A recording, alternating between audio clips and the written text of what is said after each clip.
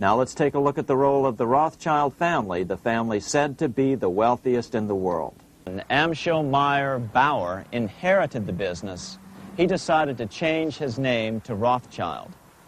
Amschel soon learned that loaning money to governments and kings was more profitable than loaning to private individuals.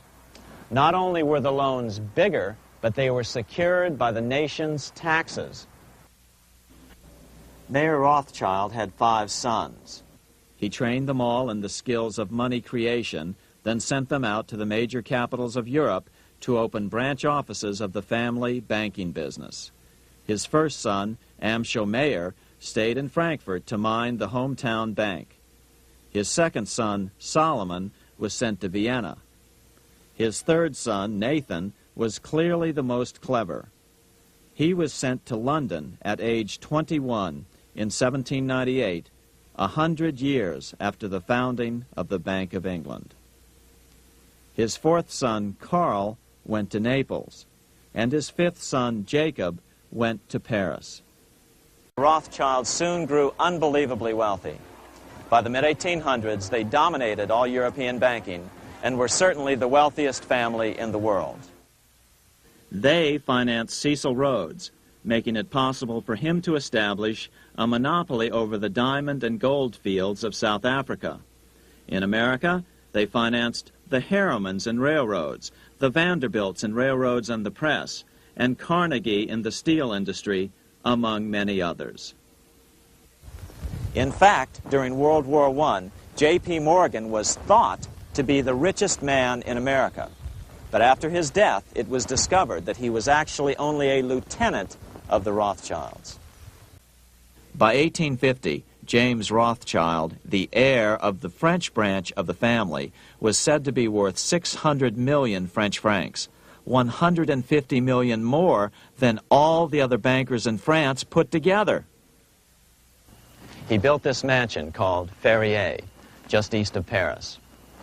Wilhelm I, on seeing it, exclaimed, "Kings couldn't afford this. It could only belong to a Rothschild."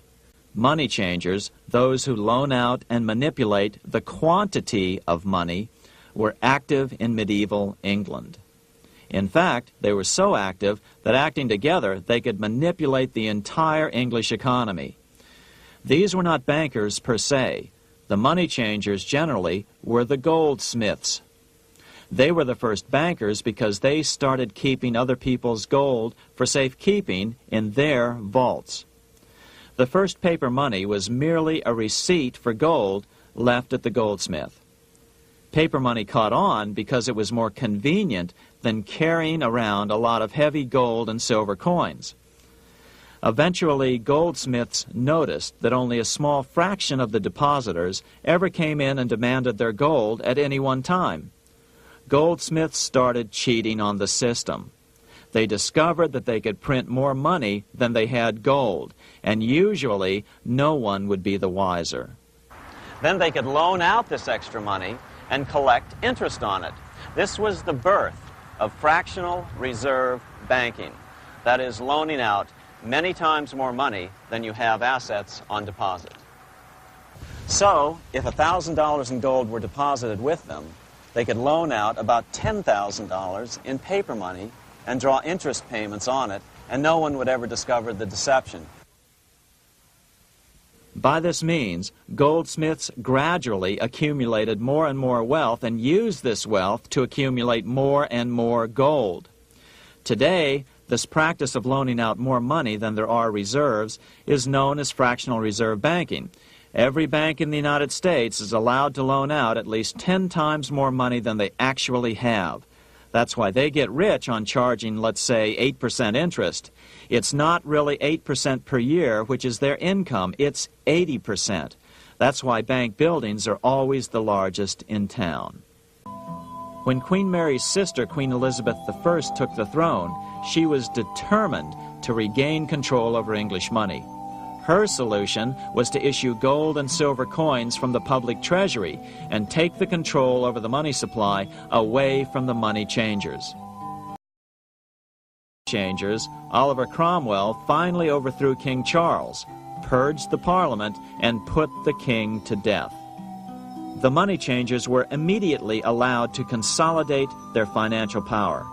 The result was that for the next 50 years, the money changers plunged Great Britain into a series of costly wars. They took over a square mile of property in the center of London, known as the City of London. This area today is still known as one of the 3 predominant financial centers of the world. By the end of the 1600s, England was in financial ruin. 50 years of more or less continuous wars with France and Holland had exhausted her. Frantic government officials met with the money changers to beg for the loans necessary to pursue their political purposes. The price was high: a government-sanctioned, privately owned bank which could issue money created out of nothing. It was to be the modern world's first privately owned central bank, the Bank of England. Although it was deceptively called the Bank of England to make the general population think it was part of the government, it was not. Like any other private corporation, the Bank of England sold shares to get started. The investors, whose names were never revealed, were supposed to put up £1.25 million British pounds in gold coin to buy their shares in the bank. The bank was duly chartered in 1694 and started out in the business of loaning out several times the money it supposedly had in reserves, all at interest. In exchange, the new bank would loan British politicians as much of the new currency as they wanted, as long as they secured the debt by direct taxation of the British people. So, legalization of the Bank of England amounted to nothing less than legal counterfeiting of a national currency for private gain. Unfortunately, nearly every nation now has a privately controlled central bank using the Bank of England as the basic model. Such is the power of these central banks that they soon take total control over a nation's economy. It soon amounts to nothing but a plutocracy ruled by the rich. The central bank scam is really a hidden tax. The nation sells bonds to the central bank to pay for things it does not have the political will to raise taxes to pay for. But the bonds are purchased with money the central bank creates out of nothing. More money in circulation makes your money worth less. The government gets as much money as it needs, and the people pay for it in inflation. The beauty of the plan is that not one person in 1,000 can figure it out because it's usually hidden behind complex-sounding economics gibberish. In 1790, less than 3 years after the Constitution had been signed, the money changers struck again.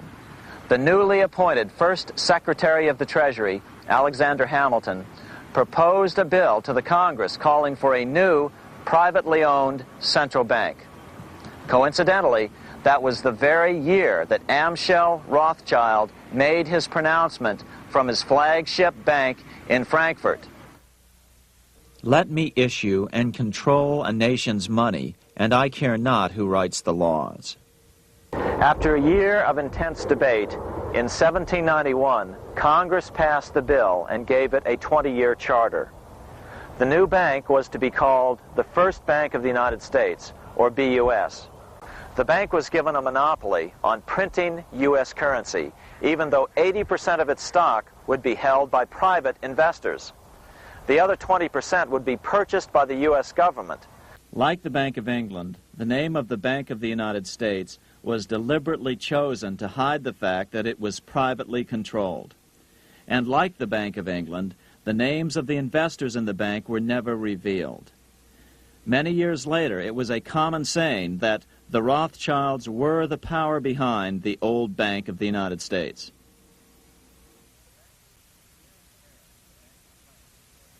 Here in Paris, the Bank of France was organized in 1800, just like the Bank of England. But Napoleon decided France had to break free of debt, and he never trusted the Bank of France. He declared that when a government is dependent upon bankers for money, the bankers, not the leaders of the government, are in control.